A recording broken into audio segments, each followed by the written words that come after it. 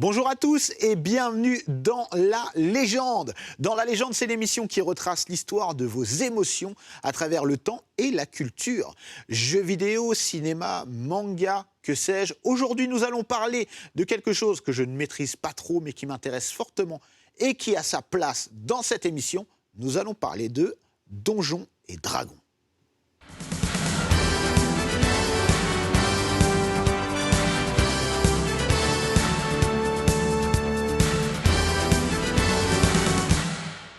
Et pour parler de ce sujet vaste et passionnant, nous avons en plateau des gens qui le sont aussi, en tout cas passionnants. Cédric, bienvenue, tu es éditeur et un joueur de la première heure de Donjons et Dragons. Ouais, on va dire de la deuxième, j'étais pas né, mais c'est ça. Voilà, de la deuxième heure, on va dire. Julien, bienvenue, tu es l'auteur de ce livre que je recommande à tout le monde, même si je n'ai fait que le feuilleter pour le moment, ça a l'air passionnant. Et Erwan, journaliste et youtubeur. Ouais. Bienvenue. Merci. Quel est le nom de ta chaîne ? So Many Bits, petite chaîne sur les jeux de société. Très bien. Merci de la citer. Eh bien, avec plaisir.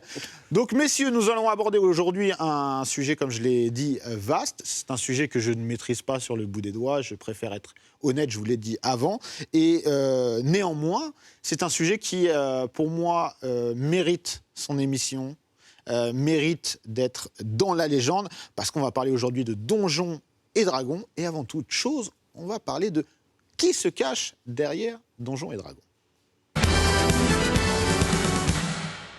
Alors, la première question que je me pose, c'est qui a créé Donjons et Dragons ? Alors, Donjons et Dragons, donc la première édition est éditée en 1974. Et derrière, on trouve deux auteurs, donc Gary Gygax et Dave Arneson.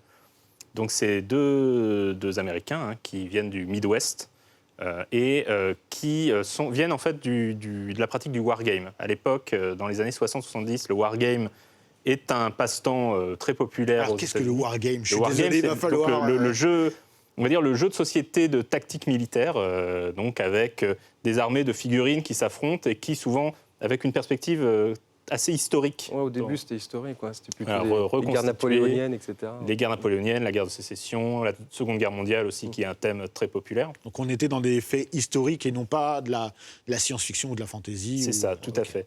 Et petit à petit, avec... parce qu'on est aussi à l'époque où il y a la publication du Seigneur des Anneaux, où il y a la publication d'un certain nombre de... C'est vraiment cette période-là, on est d'accord. Tout à fait. Et du coup, le wargame va un peu s'ouvrir sur des thématiques plus fantastiques, plus fantasy, comme on dit. Et notamment, Gary Gygax va être le co-auteur d'un système de règles qui s'appelle Chainmail, qui a parmi ses suppléments un petit supplément pour jouer justement des batailles inspirées de Conan, du Seigneur des Anneaux et de ces ouvrages-là. Dave Arneson, lui, de son côté, participe à des jeux plutôt sur le thème napoléonien, qui vont, se déplacer vers des choses moins militaires et plus de la simulation des parties où chacun incarne un seul personnage.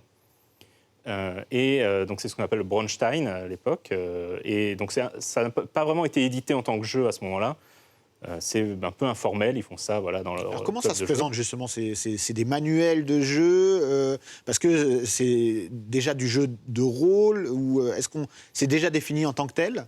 Alors pas forcément, c'est-à-dire que le terme jeu de rôle apparaît progressivement. Au début, quand la première édition de Donjons et Dragons sort, c'est présenté comme étant finalement des règles de wargame pour jouer des personnages individuels, des individus donc, dans des aventures, mais on a quand même une forte descendance du wargame dans les systèmes, dans les règles.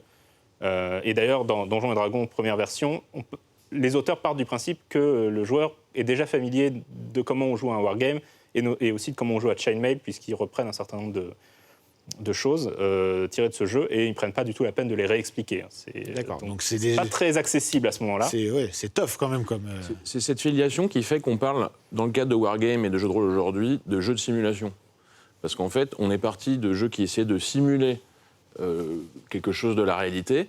Alors d'abord des armées, ensuite on est descendu à des personnages, et puis on a l'impression que c'est presque par hasard que les gens se sont mis à interpréter les personnages et que progressivement cette dénomination jeu de rôle est arrivée.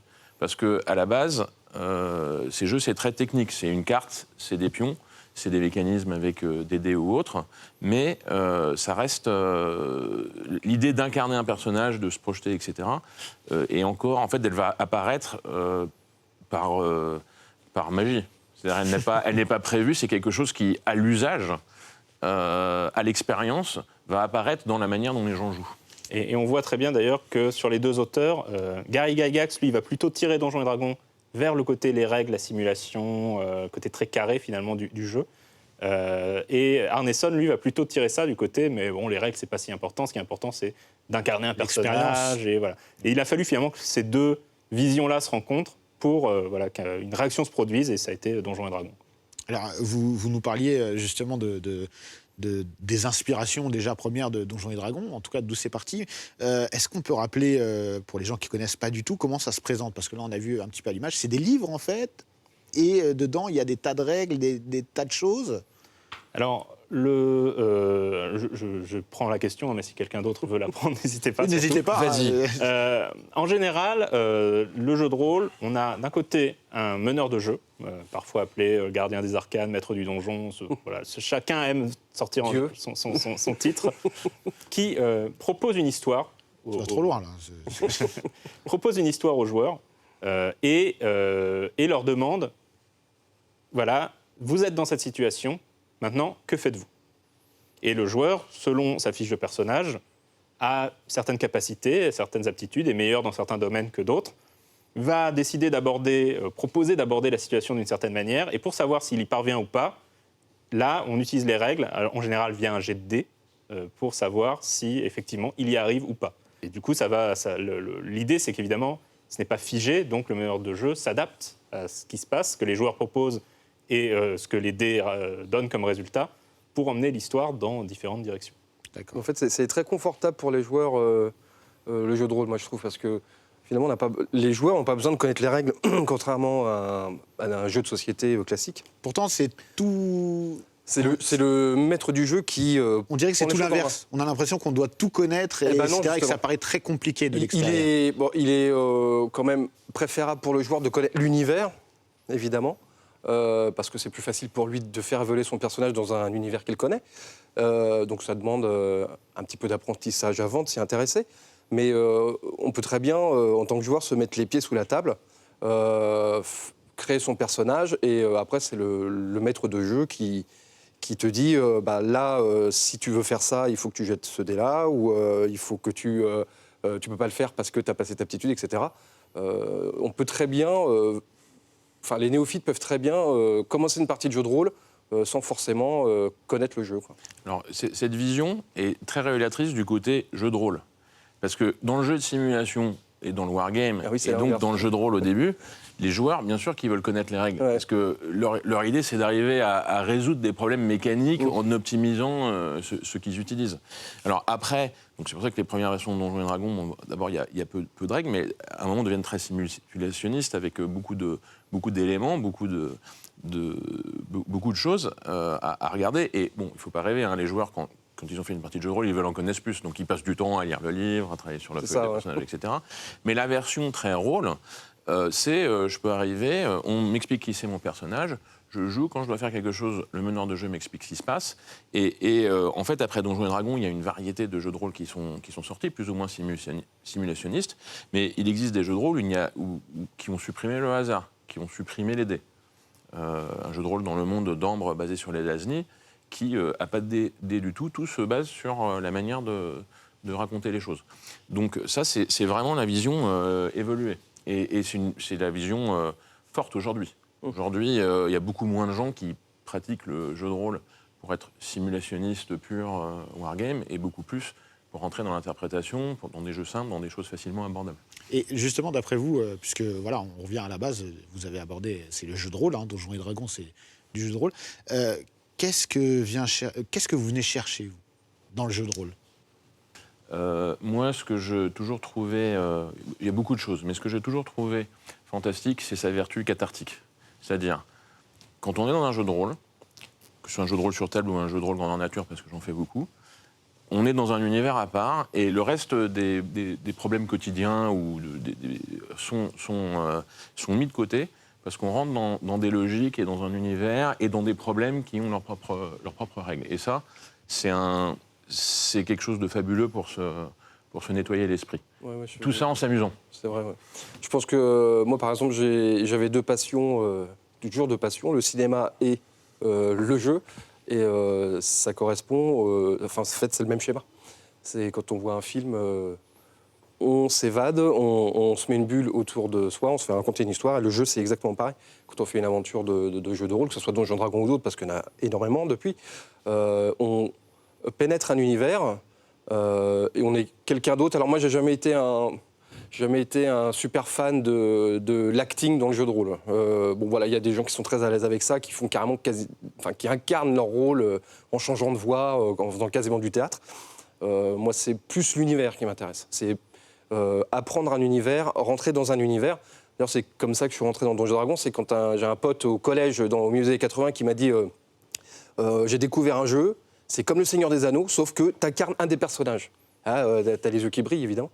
Donc voilà, c'est ce côté rentrer dans un univers qui est, C'est qui est l'évasion, magique, en quoi. fait. Voilà. L'évasion permet d'avoir une soupape aussi. Et un univers libre, c'est le plus grand jeu bac à sable de la planète. Il n'y a aucun jeu vidéo qui ne sera aussi bac à sable qu'un jeu de rôle. Puisque dans un jeu de rôle, du moment que tu obéis aux lois physiques du monde, tu fais ce que tu veux. Voilà. Encore, les lois physiques, on peut les toucher. Il y a encore, oui, il y a encore Ça dépend du réalisme. Ça dépend de ton niveau de sort. C'est vrai que moi, le jeu de rôle, je l'ai surtout pratiqué en tant que meneur de jeu, pour le coup. Ce qui vraiment, c'est des rôles différents et des implications différentes. C'est Du des coup. Ah oui, implications ça, c'est sûr. différentes. Après, ce qui est intéressant en tant que meneur de jeu, c'est de proposer aux joueurs une histoire, un scénario, une aventure qui va être intéressante, des personnages qui vont être mémorables. Et c'est une vraie école. Moi, mon vrai métier dans la vie, c'est dans le jeu vidéo en tant que narrative designer. Donc, c'est vraiment des choses qui m'ont servi dans ma carrière professionnelle. Alors, par la suite. qu'est-ce que c'est, narrative designer? Ben, c'est le game designer qui est en charge de toutes les manières dont on va raconter l'histoire dans le jeu vidéo, pour faire simple.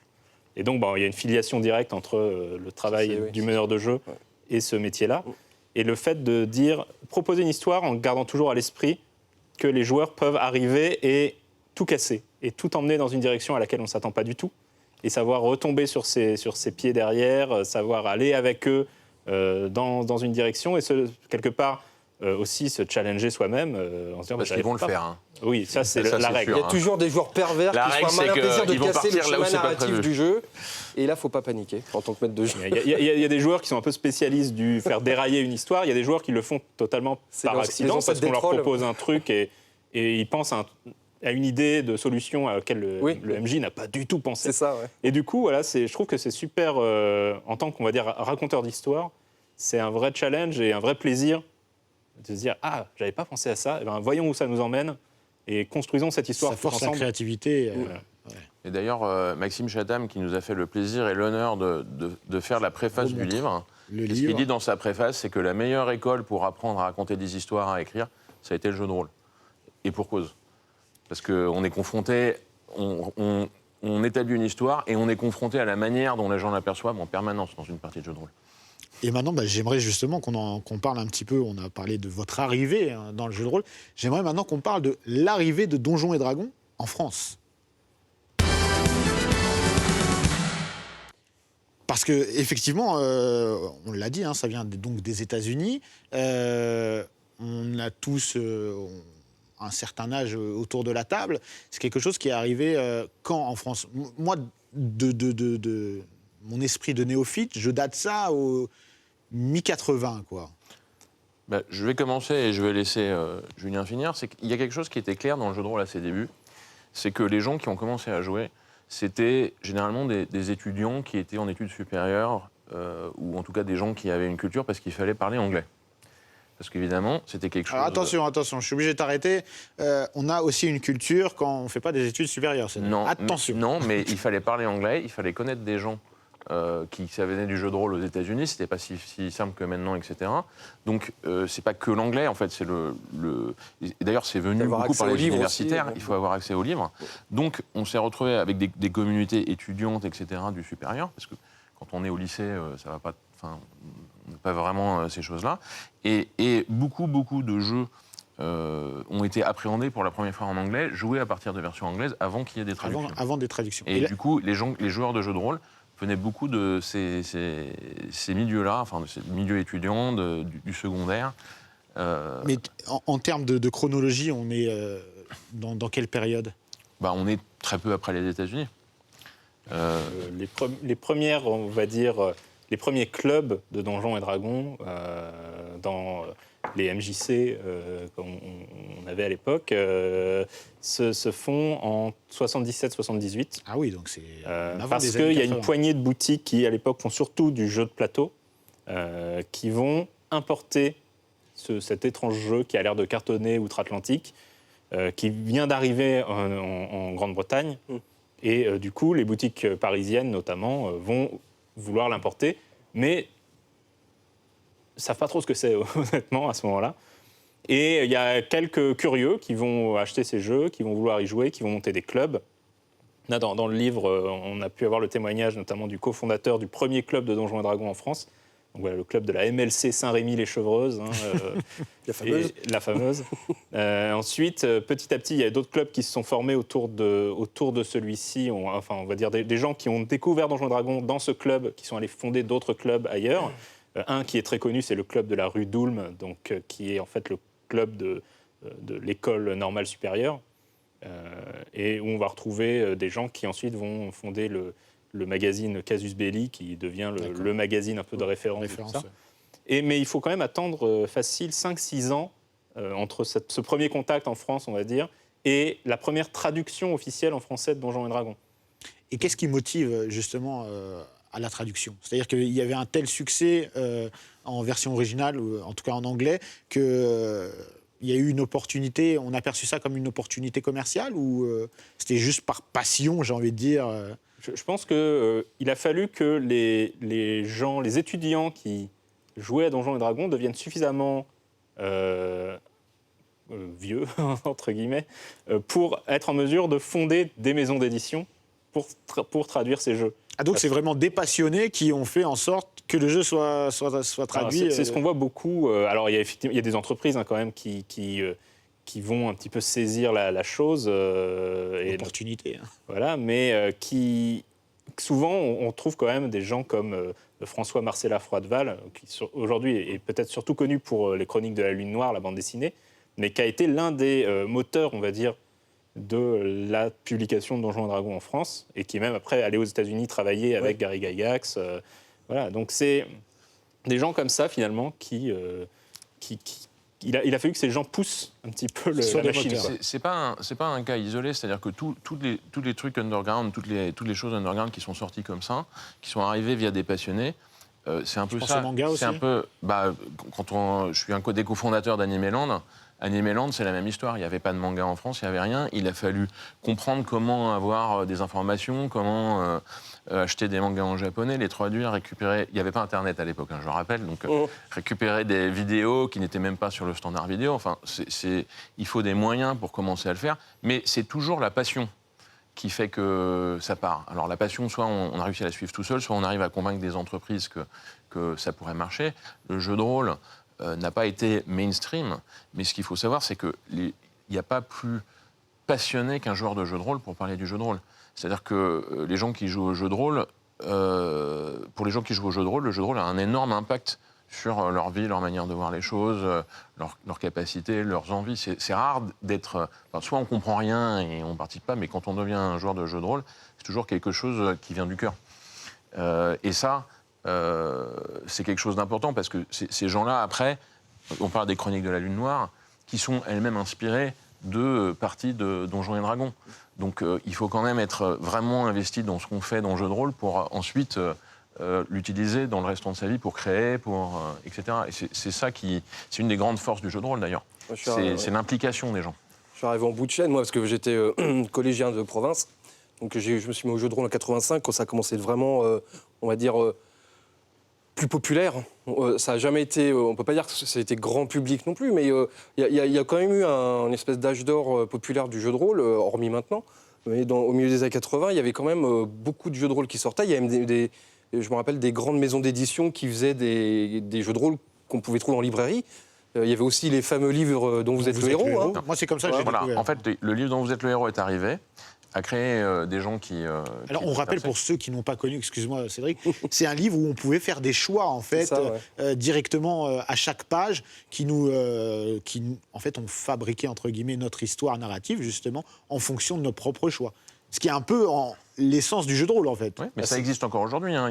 Il y en a encore plein, des livres dont vous êtes le héros. Il y a d'autres collections. Nous, on en a une qui s'appelle Adventure Quest, Escape Quest, pardon, qui est un peu plus orientée... sur des énigmes, etc. Mais c'est encore un procédé qui existe, même si ça s'est beaucoup transféré vers le jeu vidéo. Le livre reste un outil important. Et dans le cadre des livres dont vous êtes le héros, c'était Gallimard qui les éditait.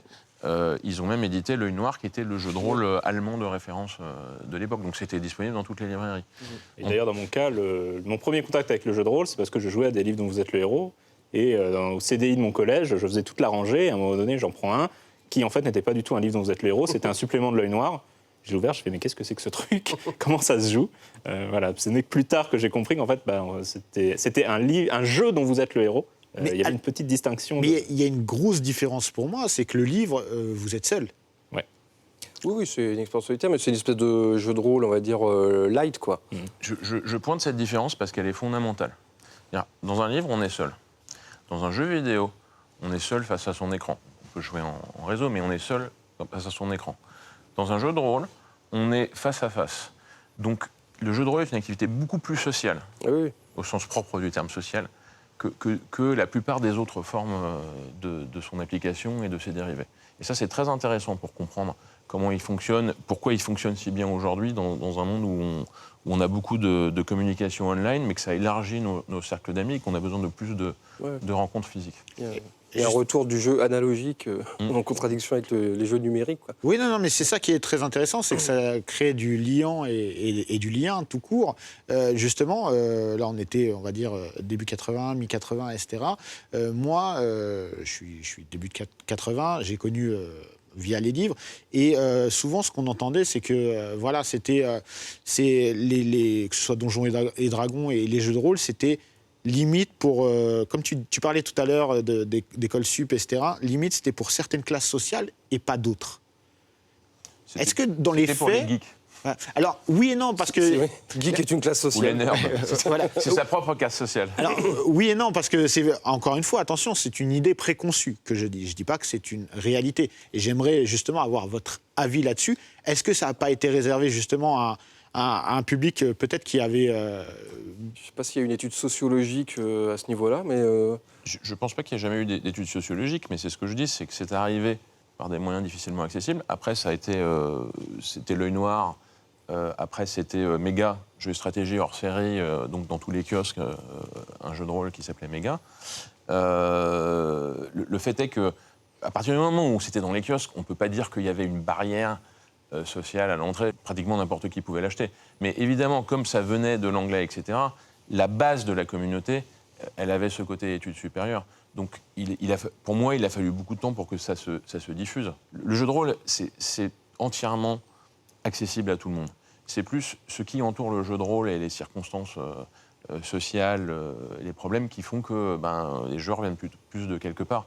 Aujourd'hui, c'est beaucoup moins le cas. Voilà, c'est la question que je pose, c'est est-ce qu'aujourd'hui, justement, puisque on le disait juste avant, ça crée du lien social, hein, est-ce qu'aujourd'hui, on retrouve des gens venus de tous les horizons, qui se retrouvent autour d'une même passion qui est le jeu de rôle. Parce qu'il faut dire qu'à l'époque aussi, il n'y avait pas Internet, il n'y avait pas la possibilité de se voir en ligne. Donc c'était des boutiques et des boutiques de centre-ville. Donc peut-être toi, que ça. Tu étais en province, tu disais, tu étais où? À Tours. D'accord. Moi j'étais à Rouen, tu vois, donc j'étais aussi en province. Voilà, donc il y avait 2-3 boutiques en centre-ville, et donc peut-être que on va dire la séparation sociologique, elle s'est faite là aussi. Clairement. Voilà. Et bon, maintenant, c'est plus le cas, hein, parce qu'il y a énormément de gens qui sont venus à Donjons et Dragons et aux jeux de rôle, justement en regardant les streams. Parce qu'il y a des streams, il y a des gens qui font des parties de jeux de rôle en live sur Twitch ou sur YouTube, et ça a apporté des millions de nouveaux joueurs, parce que les gens ont regardé ça et on s'est dit ça a l'air cool, et s'y sont mis en fait. L'explosion de Donjons et Dragons, notamment en Amérique ces dernières années, est très liée à ça. et c'est justement pour ça, moi, que j'insiste là-dessus, c'est qu'aujourd'hui, il faut démonter ces barrières et ces clichés qui ont pu exister auparavant, et justement dire qu'aujourd'hui, oui, à partir du moment où vous avez envie, vous êtes passionné, et vous pouvez jouer. C'est une communauté... Oui, après, il y a peut-être un investissement, enfin, en tout cas pour le maître de jeu, il y a quand même un investissement... Oui, mais comme tout type de jeu. Oui, alors après, tu t'achètes un jeu vidéo, 30 balles, 40 balles, 70 balles, ça ne suffit pas pour jouer à Donjons & Dragons, par exemple. Il faut les 3 livres de base, il y en a déjà pour 150 balles. Après, tu vas vouloir d'autres livres pour explorer le monde, c'est quand même un budget, quoi. Oui, mais après, avec voilà. Et puis avec Internet, encore une fois, hein, on le rappelle, c'est un outil merveilleux qui aussi permet d'avoir accès parfois à des choses... Non, je parle légalement. Oui, puis c'est vendu en PDF. Oui, c'est vendu en PDF moins cher. Oui. Après, c'est pas très agréable en PDF, enfin moi, personnellement. Mais pour revenir sur ce que tu disais, un truc qui est très intéressant, c'est que les premiers jeux qui sortent sont très orientés fantasy et science-fiction. Et effectivement, c'est pas forcément des thèmes qui parlent à tout le monde. Oui, c'est vrai, surtout en France. En France, voilà, la littérature fantastique a encore aujourd'hui un peu de mal à se faire respecter, on va dire, en tout cas par certaines instances. Mais en tout cas, dans les années 80, voilà, tout le monde n'était pas lecteur de fantasy et de Dune. Dans les années 80, oui. C'est vrai que maintenant, la fantasy est hyper à la mode. Hein. Il y a eu quand même 3 petites séries B au début des années 2000 qui s'appellent Le Seigneur des Anneaux. Et justement, est-ce que tu penses que ça a changé quelque chose ? Oui, parce que maintenant, il y a eu un impact. Game of Thrones. Ouais, c'est du Donjons et Dragons plus dark. Enfin, il y a encore plus dark, ça dépend comment tu fais ton aventure de Donjons et Dragons. Mais si tu aimes Game of Thrones, forcément, tu vas avoir, quand tu vas être abordé par un joueur de Donjons et Dragons, tu vas savoir de quoi on parle. Ce qui n'était pas le cas dans les années 80. Dans les années 80, tu n'avais rien. Hein. Du coup, dans les années 80, on voit, c'est l'Appel de Cthulhu, qui est, à une époque, c'était le jeu qui avait le plus de succès dans le monde. Et qui a influencé beaucoup de jeux vidéo également. Hein. Et qui a influencé beaucoup de jeux vidéo, l'œuvre de Lovecraft de manière générale. Mais l'Appel de Cthulhu, on a vu que ça a été un point d'entrée, une porte d'entrée pour énormément de gens qui étaient un peu hermétiques à la SF et à la fantasy. Mais le côté jouer à un enquêteur dans les années 20, toute cette ambiance plus réaliste, jusqu'à ce que les tentacules se pointent, quoi, a été vraiment une porte d'entrée pour notamment tout un public féminin qui est venu au jeu de rôle par ce biais. Paradoxalement, l'horreur, l'épouvante est un style plus respecté que la fantasy. Parce qu'au final, il est plus antique, il est plus... Alors après, c'est le mythe de Cthulhu, mais ça reste un jeu d'horreur. Et ça, tout le monde comprend ce que c'est qu'un film d'horreur, un livre d'horreur, etc. Alors que la fantasy, oui, c'est... Alors que la fantasy, ça demande un peu... Quoique, oui, je suis d'accord, maintenant, ça s'est beaucoup démocratisé. Oui, je pense mais qu'on est ça dans se une autre démocratise époque. généralement quand il y a une œuvre cinématographique majeure. Oui. Et la plupart des genres qui sont devenus démocratisés, le space opéra, bien sûr, c'est grâce à ça. Et l'œuvre cinématographique majeure de la fantasy, c'est effectivement Seigneur des Anneaux. Et parce que ça draine beaucoup plus de monde. C'est un mass média. Après, voilà, ce n'est pas le cas du jeu de rôle papier. Point intéressant, tu disais que ça a ramené un public féminin. Pareil, idée préconçue qu'on avait dans les années 90, 80-90, c'est que les rôlistes, les joueurs de jeux de rôle, c'était majoritairement, même d'une majorité écrasante, des hommes. Ah bah complètement, mais alors ça c'est toujours à double tranchant quand on dit ça. C'est vrai. Moi, j'ai quasiment eu jamais de joueuse à mes côtés autour d'une table dans les années 80-90. Mais en même temps, sur notre porte, il n'y avait pas marqué interdit aux filles. Ah non, bien sûr. Non, c'était juste l'intérêt qui n'était pas forcément... C'était peut-être des thématiques qui intéressaient moins les filles à l'époque, j'en sais rien. Et on était dans une société aussi qui était beaucoup plus, comment dirais-je, séparée dans les... On devait sûrement séparer les goûts. Oui, sûrement. Enfin, il y avait pour les garçons, pour les filles. Maintenant, des joueurs de jeux de rôle, et puis des filles qui s'intéressent à la fantasy, à la science-fiction, maintenant, c'est vraiment une autre époque. Toutes ces normes-là, on est d'accord, ont explosé complètement. Et ce qu'on constate, c'est que les femmes ont été présentes dans le jeu de rôle dès le départ. Alors certes, effectivement, c'était comme c'est un jeu qui venait du wargame, qui a pour le coup un public aussi très fortement masculin. Il a fallu un petit peu de temps pour que les choses se rééquilibrent. Mais le premier fanzine dédié à la pratique du jeu de rôle, qui s'appelait Alarums and Excursions, était fondé par une femme. On a, très très vite, on voit des autrices, des créatrices qui travaillent dans le jeu de rôle, qui proposent des choses. et des joueuses. Et voilà, c'est juste qu'effectivement, la proportion au départ est quand même plutôt côté masculin. Mais comme pour, Mais le jeu vidéo, quand même. comme pour le jeu vidéo au départ, C'est ça, ouais. c'était Pareil. majoritairement masculin, les salles d'arcade. C'est plus le cas maintenant. Voilà, au début des années 80, c'était clairement ça. C'est Aujourd'hui, ça a complètement Changer changé. la testostérone. Voilà. Maintenant, j'aimerais qu'on aborde les succès et polémiques autour de Donjons et Dragons. Alors, les succès, ils sont évidents, j'ai envie de dire, parce qu'aujourd'hui, on consacre une émission entière à Donjons et Dragons. Mais ça s'est passé comment, chronologiquement ? Il y a d'abord eu le jeu, parce qu'il y a eu de multiples versions. Comment ça s'est passé ? Comment on est passé de quelque chose de plutôt confidentiel à, dans le monde entier, on joue à Donjons et Dragons ? Le succès de Donjons et Dragons, il arrive assez vite. Je pense que même l'éditeur originel, TSR, qui n'existe plus aujourd'hui, est un peu surpris, je pense, par le succès. Alors, Gary Gygax, lui, il y croyait à fond, mais en tout cas, les réimpressions, on voit le tirage double à chaque réimpression, parce que voilà, le bouche à oreille fonctionne du tonnerre. Et dès 75-76, on voit apparaître les premiers concurrents, Tunnels and Trolls, RuneQuest, des jeux qui proposent déjà d'autres manières de jouer. Donc, il y a une effervescence. Après, ça se tasse un petit peu, il y a encore plein de belles choses qui sortent et des explorations de genres très particuliers qui n'avaient pas été touchés jusqu'à maintenant. Au début des années 90, c'est la sortie par exemple de Vampire la Mascarade qui va être un énorme succès auprès de toute une... Alors, qu'est-ce que c'est pour ceux qui... Donc c'est un jeu de rôle dans un univers contemporain, urbain, sombre et gothique où les joueurs incarnent donc des vampires. Grosse inspiration des romans de Anne Rice, Entretien avec un vampire, voilà. Et il y a toute une population qui ne s'intéressait pas du tout au jeu de rôle, qui vont se reconnaître dans justement cette thématique du monstre un peu rejeté par la société, qui lutte pour son humanité et tout ça. Donc ça va être un gros carton au début des années 90. Voilà. Et ensuite, il y a une sorte de traversée du désert qui coïncide avec l'arrivée des cartes Magic. Ouais. Alors, les deux sont liés, oui. Ah oui, c'est complètement. Les cartes Magic, d'un seul coup, ça devient le truc un peu hot dans les conventions, dans les boutiques. Et là, c'est à ce moment-là que TSR s'effondre, parce que, un petit peu porté par... l'éditeur de Donjons et Dragons, un peu porté par un succès qui, jusque-là, était plutôt sur une courbe toujours ascendante, surproduit, en fait. Il propose trop de livres, trop d'univers, trop de romans. Et à un moment donné, les cartes Magic arrivent, et tout ce stock deviennent des invendus, qui se reprennent en pleine face, et puis en l'espace d'un an, c'est plié. En fait, Magic siphonne tout le budget des joueurs de Donjons et Dragons, ce qui fait que... Donc, tous les joueurs de Donjons et Dragons sont partis vers Magic. Ou jeux vidéo. Alors, attention, il faut faire attention quand on dit « sont partis ».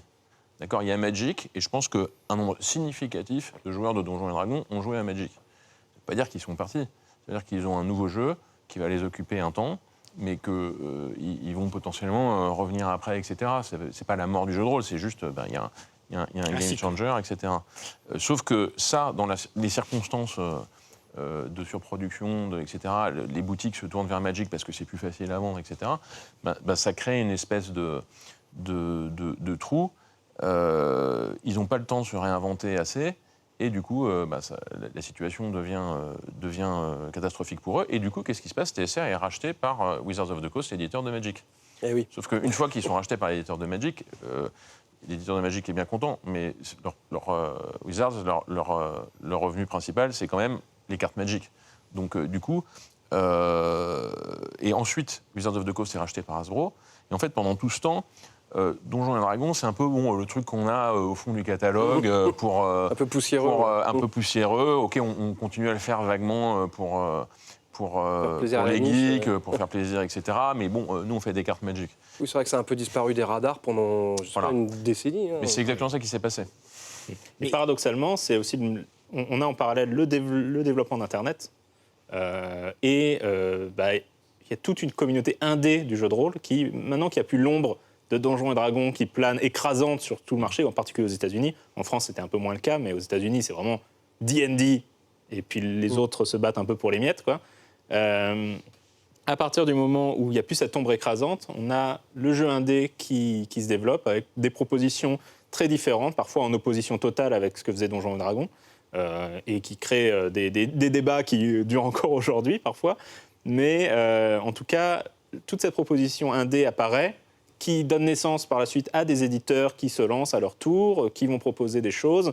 Et donc voilà, on a ce creux de la vague, mais qui dans les années 2000 commence à remonter. Et puis ensuite, quand il commence à y avoir les actual play sur YouTube, là, c'est bon, c'est reparti. Alors, il y a quand même une période où on peut le dire que Donjons et Dragons n'existe quasiment plus, en tout cas n'a plus le succès qu'il avait. Ça aurait pu complètement s'arrêter ainsi, en fait. Ouais. Pourquoi Magic reprend Donjons et Dragons? Dans quel intérêt? Je pense que c'est un peu un rêve du fondateur, quoi. C'est reprendre Donjons et Dragons, puis peut-être qu'on pourra faire des cartes avec, c'est une licence. Ça n'a pas été fait? C'est ça, c'est quand même une licence Magic énorme. l'a pas fait. Enfin, Wizards l'a pas fait. Il me semble que TSR avait sorti un jeu de cartes pour essayer de contrer Magic. Ouais, mais ça n'a pas marché. C'était mal Ils ont tous tenté de faire ça. Il y a eu le jeu de cartes Shadowrun, le jeu de cartes... Wizards of the Coast, il reprend Donjons et Dragons, je pense, parce que c'est quand même une licence énorme. Enfin, il y a tellement de choses dedans. On peut sortir plein de jeux de l'univers de Donjons et Dragons, donc ça doit être intéressant. Et puis, parce que je crois que les mecs de Wizards of the Coast étaient vraiment fans de Donjons et Dragons. Aussi, il y avait un côté affectif aussi. Avant de sortir Magic, ils ont commencé en publiant des suppléments de jeux de rôle. C'est ça. Donc ils venaient Il y a quand même de l'affect dedans. Il n'y a pas que du business. Donc à un moment, ils sont ultra riches. Donjons et Dragons, ils font plaisir. Tiens, on se paye Donjons et Dragons. Hop là. Et donc, il y a cette traversée du désert, entre guillemets. Qu'est-ce qui fait que, justement, ça redémarre? Je pense qu'il y a plusieurs facteurs, en fait. C'est multifacteur. Il y a le côté... mais comme en général, je pense que les jeux de société cartonnent depuis quelques années, il y a une espèce de désir du retour du jeu en réel, avec des gens. Même si beaucoup de parties de Donjons et Dragons se font online aussi, parce qu'il y a des outils, des sites qui permettent de jouer online. D'accord, aujourd'hui on joue online à oui. Donjons et Dragons. Pendant le confinement, il y a beaucoup de maîtres de jeu qui ont sauvé leur campagne grâce à Internet, parce qu'il y a des... Moi le premier d'ailleurs, que je ne faisais pas avant, mais je me suis mis à un site Internet où il y a tous les outils. Alors tu passes par Discord pour parler avec tes joueurs, et tu as tous les outils du maître de jeu. Tu peux afficher les cartes, déplacer les personnages, tu as tes fiches de personnages et de monstres, etc., que tu peux grandir en fenêtre, etc. C'est très très bien fait. Et donc ça, il y a une facilité d'outils. Il y a aussi un effort des éditeurs, je trouve, parce qu'il y a beaucoup plus de kits d'initiation au jeu de rôle. C'est-à-dire que c'est vrai que ça fait toujours un peu peur quand tu veux te mettre au jeu de rôle. Tu as 400 pages de règles à te fader. Voilà, c'est ça. C'est le manuel que tu vas ramener. Le manuel du joueur. Du joueur, juste du joueur, pas du maître du jeu. Non, que le joueur. Donc c'est Et donc maintenant, ils ont eu l'intelligence de faire des kits d'initiation avec des petits livrets de 40 pages avec des règles simplifiées, des personnages qui sont pré-tirés, donc tu n'as même pas besoin de passer 1 heure à créer ton personnage, tu as déjà ton personnage de fait, avec une petite aventure qui est assez rapide. Et du coup, tu peux vraiment inviter des gens qui n'ont jamais fait de jeu de rôle. Tu te dis, tiens, tu veux faire ce personnage, hop, tiens, la feuille, et puis l'aventure, elle dure 3 heures, et puis après, tout le monde est content, et tout le monde a trouvé ça. En fait, c'est super simple, le jeu de rôle. On refait une camp, quoi. Et donc ça a beaucoup marché. Et puis, toutes les parties online aussi. Hein. Et quand un groupe de joueurs, en fait, on vieillit, on prend des chemins différents, on n'habite plus forcément la même ville, certains ont des enfants. Donc, se retrouver pour bloquer 4 heures pour faire une partie, ou un week-end, ça devient compliqué, tout simplement. Mais par contre, se débloquer, se dire ce soir, chacun chez soi, le casque sur les oreilles, le micro, et puis on joue en ligne. Il y a plein de groupes qui se sont reformés en fait grâce à ça, alors qu'ils s'étaient un peu perdus de vue et avaient arrêté de jouer ensemble. Grâce à Internet, grâce à ces outils, à ces plateformes, ils ont pu se remettre à jouer. Et voir faire découvrir ça à leurs enfants. C'est l'une des principales barrières à l'entrée du jeu de rôle, enfin barrière à rester, c'est effectivement d'arriver à se réunir à 5, parce que généralement, quand on joue au jeu de rôle, c'est pas pour faire un scénario indépendant, c'est pour faire une campagne, c'est-à-dire une suite de scénarios, en faisant évoluer des personnages, etc. Et ça peut se faire que sur un long terme, ce qui signifie se retrouver avec les mêmes joueurs, etc. Ça fait 1 an et demi que je fais la même campagne, en fait, avec des joueurs. Ce qu'il faut savoir aussi en France, c'est que le jeu de rôle le plus joué en France, je pense encore aujourd'hui, mais en tout cas récemment, il est entièrement gratuit et en ligne, et c'est le donjon de Naheulbeuk. basé sur de la fantastique, mais c'est humoristique. Donc, c'est beaucoup moins de barrières, parce qu'à partir du moment où il y a de l'humour, on n'a pas ce côté « Ah, mais on ne va pas me prendre en sérieux, etc. » Et voilà, et c'est un jeu de rôle, on peut commencer, il faut avoir une connexion Internet, mais avec 0 €, on peut jouer, il n'y a aucun Puis problème. il y a un autre gros facteur, c'est que entre-temps est apparu le jeu de rôle en jeu vidéo, même si ce n'est pas exactement du jeu de rôle. Mais il y a quand même tout un pan du public qui joue aux jeux vidéo qui ont découvert qu'on pouvait incarner un personnage, entour des ennemis, passer au niveau supérieur et débloquer, voilà, trouver des potions dans des coffres, etc. Ça vient d'où tout ça? Ça vient de Donjons et Dragons. Hein. Paradoxalement, le côté mécanique et simulationniste du jeu est passé plus dans le jeu vidéo que dans les manuels aujourd'hui. Parce que l'ordinateur ou la console, elle peut gérer beaucoup plus facilement et beaucoup plus rapidement des mécaniques mathématiques. Mais en revanche, le problème, c'est qu'elle peut gérer qu'un nombre fini de possibilités. Contrairement à une discussion humaine où là, tout est ouvert et on peut aller où on veut. Et d'ailleurs, côté humain, la finalité des jeux vidéo, très souvent, aujourd'hui, on entend dire beaucoup de ce genre de jeu, c'est oui, on veut un monde ouvert. Un monde ouvert, ça veut dire quoi? C'est un endroit où on peut aller faire ce qu'on veut, etc. Mais ça peut jamais arriver. Enfin, peut-être quand on aura des IA super puissantes. Mais pour le moment, ça ne peut pas arriver. Il n'y a qu'à travers le dialogue humain, l'imagination humaine et l'ouverture qu'il y a dans le jeu de rôle traditionnel qu'on peut vraiment atteindre ça aujourd'hui. Et aujourd'hui, quelqu'un qui ne connaît pas le jeu de rôle, qui veut commencer le jeu de rôle, qu'est-ce que vous lui conseillez?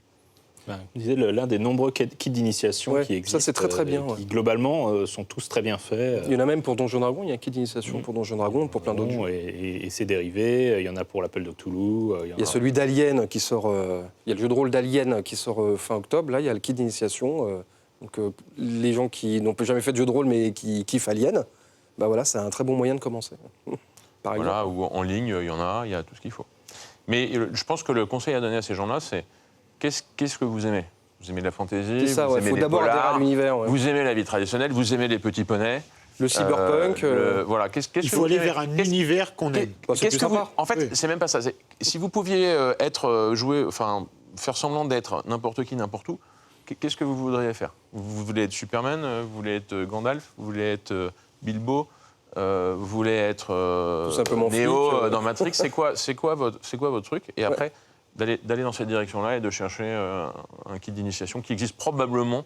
Oui, il y a énormément d'offres maintenant, voilà. dans tous les univers. Ouais. Oui, c'est ça. On peut être vraiment n'importe qui, dans n'importe quel univers. Aujourd'hui, il y en a vraiment pour tous les goûts. Choix. Surtout que maintenant, il y a un petit truc qui est arrivé depuis quelques années qui s'appelle les plateformes participatives. Donc vous avez des jeux de rôle qui sont micro-édités, on va dire, qui sont financés via ces plateformes, qui sont des toutes petites éditions, mais du coup, ça explose l'offre et ça permet d'aborder des univers peut-être un peu plus spéciaux ou un peu plus originaux, là où peut-être des éditeurs traditionnels n'iront pas parce qu'il n'y a pas assez de ventes, en fait. Et je reviens sur juste la précision d'avant, le fait de pouvoir jouer maintenant en ligne. Est-ce que ça a cassé justement le côté dont tu parlais, ou de se retrouver à plusieurs, etc. Bon, on est dans une période sanitaire compliquée, j'ai envie de dire. Voilà. Mais hors de cette période, est-ce que ça a cassé ça, ou c'est un accompagnement, une proposition différente qui n'éclipse pas le fait de se retrouver physiquement tous ensemble? Moi, je le vois comme un accompagnement. Parce que, bien évidemment, dès que ces gens-là, ils ont l'opportunité de se retrouver tous ensemble plutôt que d'être derrière un ordinateur, ils le font. C'est toujours mieux d'être autour d'une table ensemble. C'est toujours plus interactif, plus participatif, etc. Et les gens qui jouent online, ils le savent bien. Ils savent que c'est pas toujours possible, mais ils le savent bien. Le online, c'est un outil, on va dire, quand on peut pas faire autrement. Parce qu'on a nos vies d'adultes. Voilà, on n'est plus des étudiants ou des gamins qui ont tout le week-end de 8h du mat à 4h du mat pendant 2 jours à consacrer à une aventure. Donc, c'est toujours plus sympa d'être autour d'une table, évidemment. Mais le online permet le suivi, voilà.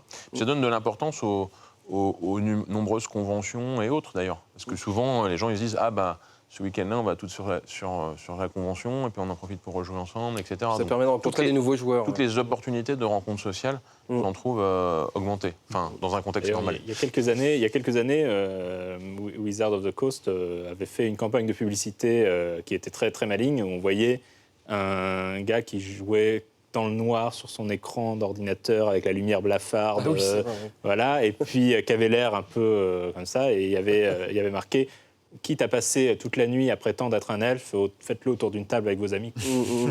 et voilà, c'est une petite pique au MMORPG, mais aujourd'hui, on voit, ce qui est très marrant, c'est que là où il y a eu une période où, pour certains parents, le fait de voir leurs enfants se plonger, se passionner pour le jeu de rôle, ça pouvait être un peu inquiétant.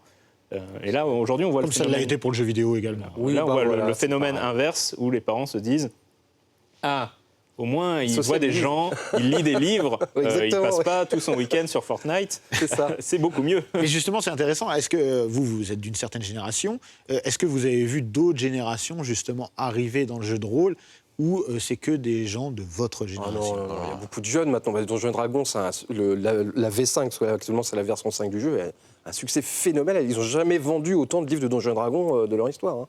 Donc là, on Il y a toutes les revient générations. à un Ah oui, pic Depuis le exceptionnel. rachat par Wizards of the Là, Coast. Oui, tout à fait, ouais. Là, on est revenu à un pic, et beaucoup grâce... Alors, parce que l'Amérique, c'est un endroit de mastodonte où, quand il y a un truc qui est important, etc., et beaucoup grâce aux films et aux séries. Enfin, Stranger Things, par exemple, où ils jouent à Donjons & Dragons, etc.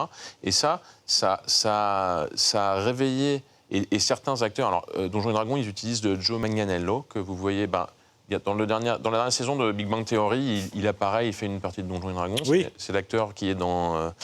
True Blood. True Blood, voilà. True Blood. Donc il joue le loup-garou, donc les filles le trouvent super mignon, donc elles trouvent ça cool. Enfin, il y a plein de... Stranger Things, il y a le côté super touchant, etc., de gens qui se rappellent de comment on jouait à Donjons & Dragons. Il y a un qui kit font, de Donjons & Dragons, Stranger Things. Oui, tout à fait. Et du coup, aujourd'hui, ils ont compris, Wizards, que... Enfin, ils ont été eux-mêmes étonnés par la vitesse avec laquelle ça a pris. Et ça venait d'une lame de fond, on va dire, nostalgique. Qui dit nostalgie dit gens qui aujourd'hui ont des enfants, donc qui recommencent à jouer avec leurs enfants, etc. Parce que, comme il l'a dit aujourd'hui, c'est bien de jouer au jeu de rôle, en fait. On lit des livres, on se retrouve entre amis. Ça a totalement changé maintenant. C'est vachement bien par rapport à l'image que les gens... Et en plus, ils ont joué quand ils étaient jeunes, donc ils savent que c'est parfaitement inoffensif et qu'au contraire, ça apporte plein de choses, ça développe l'imagination, la confiance en soi, etc. Donc ils sont ravis de jouer avec leurs enfants ou avec des nouveaux amis, d'ailleurs. Et aujourd'hui, en Amérique, ils jouent beaucoup, beaucoup là-dessus, sur cette présence médiatique, sur les acteurs, etc., pour mettre Donjons & Dragons sur le devant de la scène en disant « Regardez, c'est cool ». Pour le rendre encore plus mainstream, j'ai envie de Exactement. dire. De toute façon, à chaque fois que Donjons & Dragons était au top, il est apparu dans les médias mainstream, hein, dans les séries aujourd'hui et dans les films aujourd'hui. On va en parler juste après. Ouais, d'accord. On va en parler même maintenant, puisqu'on arrive à la fin de l'émission. Donc, que faut-il garder et jeter de Donjons et Dragons? Oui, c'est le moment d'en parler, parce qu'on l'a vu, Donjons et Dragons a été décliné, enfin on ne l'a pas vu, mais on va le voir, de différentes manières. Parfois de bonne manière, parfois de mauvaise manière. Là, on ne parle pas du jeu de plateau qui a été justement qui a subi de nombreuses mises à jour entre guillemets, j'ai envie de dire, et de nombreuses versions. Mais pour le rendre mainstream, justement, moi, j'ai été mon premier contact avec Donjons et Dragons, c'est le dessin animé. C'est des années 80. Ouais. Voilà. Moi, c'est E.T. D'accord. Parce qu'il y a une partie de Donjons & Dragons dans E.T. Je ne m'en rappelais même pas. Ah oui, il joue à Donjons & Dragons au début de E.T. À chaque fois que le jeu de rôle a eu un pic de popularité, il s'est trouvé, c'est comme la culture est poreuse, il s'est retrouvé dans des séries, et là c'est ce qui se passe aujourd'hui aussi. Et effectivement, il y avait la série. Je pense moi, que j'étais moins fan de ça. Moi. Oui, après moi, pour moi, c'était un peu. Je suis un peu plus jeune, donc moi j'ai connu le dessin animé, je savais même pas qu'il y avait un jeu c'est ça, ouais. Donjons et Dragons. C'est après, et puis le dessin animé n'a strictement rien à voir en vrai avec. C'est ça en fait. Quelques petits trucs. Il y a des petits trucs, mais enfin bon. Un peu de fan service, quoi. C'est ça. C'était l'époque où les Américains, ils vendaient des jouets quand ils vendaient des séries. Donc, Maître de l'Univers, qui est en soi Petit Poney, toutes ces séries-là. G.I. Joe. Voilà, je mets un dessin animé à la télé, je le finance avec la publicité de jouets, ce qui est nécessaire parce qu'il n'y a pas des subventions du CNC ou autre aux États-Unis pour faire des dessins animés. Et en fait, je me retrouve avec une espèce de publicité. Mais du coup, dans certains cas, ça a été particulier parce que dans les Maîtres des Univers, c'est le dessin animé qui a créé toute l'histoire, etc. Il y a un jeu de rôle dans Donjons et Dragons qui sort l'année prochaine. dans Donjons et Dragons, qui a sa propre histoire, il fallait faire un truc, mais que les enfants puissent voir à la télé, mais Beaucoup plus complexe. etc. Donc ils ont pioché des trucs dans l'univers. Et puis ils ont fait quelque les chose. univers même. Oui, dans les univers, tout à fait. Tiamat. Et ce qu'il faut voir, c'est que c'est un peu une mauvaise pub en fait pour le jeu de rôle, parce que effectivement les gens ils savent pas qu'il y a un jeu de rôle, ils voient qu'il y a un truc de fantastique. Ça n'a pas été une porte d'entrée. Non, ça n'a pas été une porte d'entrée parce que ça a été pensé comme quelque chose pour mettre des bacs dans des rayons de supermarché, parce qu'il y a une série. Oui, Mais les gens, ils n'achètent pas un truc Donjons et Dragons Une OP qui n'a rien à voir avec commerciale. leur série. À la rigueur, ils auraient acheté des figurines. Exactement. Et puis nous, en France, le dessin animé est encore un petit peu moins populaire qu'il n'est ailleurs, parce qu'on a quand même une chance, c'est d'avoir de l'animé japonais très vite. Donc d'avoir des histoires à rallonge avec, où tout est intelligent, alors qu'à l'époque, les séries américaines, c'est le même script répété d'épisode en épisode dans des situations différentes sans vraie évolution dans l'histoire. Ouais, avec Et la ça, même trame narrative à chaque fois, une morale à la fin. Voilà. Et voilà. Et du coup, pour moi, beaucoup des séries de ces années-là, elles étaient pas inintéressantes, parce que c'est quand même sympa de voir des enfants avec des pouvoirs magiques et des dragons, etc. Oui, c'était tellement rare de voir ça que... voilà, c'était au bout du cinquième épisode. Ouais, C'est comme Masque aussi. Masque, c'est toujours la même chose. Bon, c'est sympa les voitures, mais... Elle se transforme quand même. Ouais, mais c'est ça, c'est un jouet. Voilà. Et après, c'est un super jouet, mais après, l'histoire... Et ça, c'est aussi fait des particularités de la télé américaine et du système de la syndication qui fait qu'il les diffuse pas toujours dans le bon ordre, pas au même endroit, pas au même moment. Donc du coup, à l'époque, il y avait un mot d'ordre qui était il faut pouvoir voir les épisodes en temps. Voilà, exactement. Mais alors, quid des films Donjons et Dragons? Est-ce que ça... Les films, quelque part, c'est un peu la tragédie de Courtney Solomon, qui est le réalisateur, puisque en fait, lui en fait, il veut devenir producteur de films. Et c'est un petit jeune, vraiment, c'est un gamin quand il obtient la licence Donjons et Dragons. Début 2000 alors, il obtient la licence dans les années 90. Ah, carrément. Donc, en fait, il a un projet de film. Un peu au culot, il contacte les gens de TSR à l'époque. Il dit « Je veux être le producteur du film Donjons et Dragons ». Et on ne sait pas trop comment, il lui cède les droits. Mais je crois qu'ils avaient, TSR, ils avaient un énorme fantasme d'Hollywood depuis des années. On a un fantasme d'Hollywood, mais c'est pas comme aujourd'hui. Aujourd'hui, le seul objectif de tous les gens qui font du comics ou d'autres choses aux États-Unis, c'est de vendre les droits pour Hollywood. Oui, bien sûr. Et de le produire. Mais à l'époque, c'était pas si gros, c'était moins connu, donc c'était plus. Et puis ils sont pas en Californie actuellement. TSR. Puis il y avait des problèmes techniques aussi. Hein. Oui, c'est ça. Il n'y avait pas d'image de synthèse. Les CGI, c'était... En plus, voilà comment on fait un truc Donjons et Dragons. Et du coup, Courtney Solomon, il a les droits sur Donjons et Dragons, c'est son rêve. Pendant des années, il va se battre pour essayer de faire un film, mais qui n'a pas du tout l'intention ni d'écrire ni de réaliser. Lui, il veut juste le produire. Sauf que, en fait, pour plein de raisons, d'ailleurs que j'explique dans le livre, donc les gens vont le lire, mais le projet, en fait, se fait saborder quasiment à chaque étape, et il se retrouve à un moment donné où, si le film n'est pas lancé maintenant, on perd les droits. Donc, la maison de production, en gros, se tourne vers Solomon en lui disant, qui à ce moment-là a 25 ans, quoi.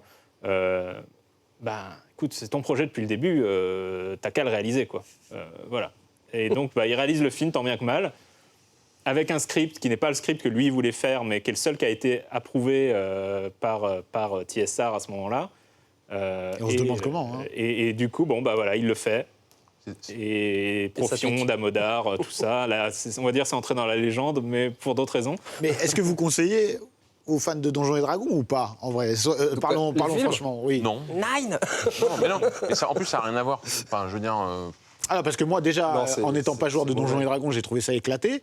Donc, franchement... Ça n'a même pas ce côté, les joueurs de Donjons et Dragons, ils pourraient trouver de la nostalgie.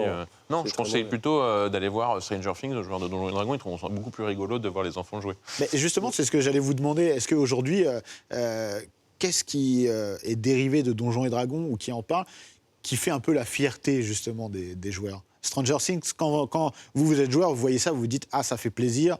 Ça fait toujours plaisir quand on est un geek, quelle que soit notre passion, de voir notre passion transpercer et aller dans un média grand public. Et on a l'impression d'être. C'est ce qu'on fait à d'être longueur de au-dessus, journée. tu vois, Alors, bon, faut bien qu'on adhère avec la théorie.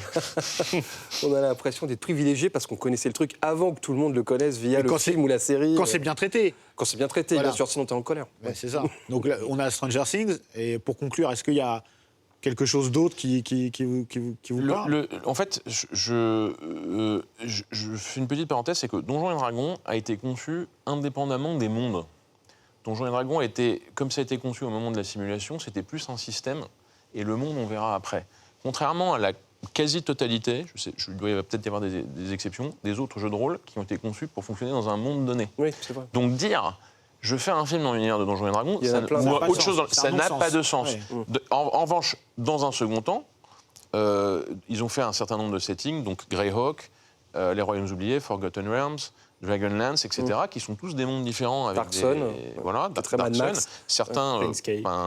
ils vont d'ailleurs en Les réalité, mais certains sont vraiment très très intéressants.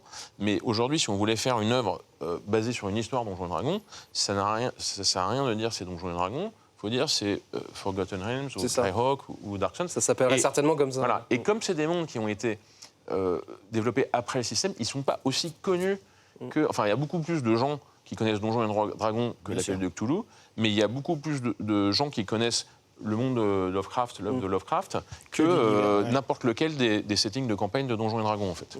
C'est un peu le paradoxe. Et on voit que, par exemple, les Royaumes oubliés sont très populaires, mais c'est aussi en grande partie parce qu'il y a eu les jeux vidéo, Baldur's Gate, Icewind Dale et tout, qui se déroulaient dans ce monde-là, et donc qui ont, entre guillemets, un petit peu posé ça comme étant l'univers un peu de référence de Donjons et Dragons, en tout cas dans les années 90. On a malheureusement pas parlé des jeux vidéo, mais c'est vrai que ça a eu. Moi, après, c'était ma découverte via les jeux vidéo. Mais il est temps de conclure cette émission. Je vous remercie, messieurs. Moi, le conseil que je vous donnerais, en tout cas, moi, ça m'a donné envie de jouer aux jeux de rôle et de découvrir peut-être un petit peu plus Donjons et Dragons. Je vous dis à très bientôt dans un nouvel épisode de Dans la légende.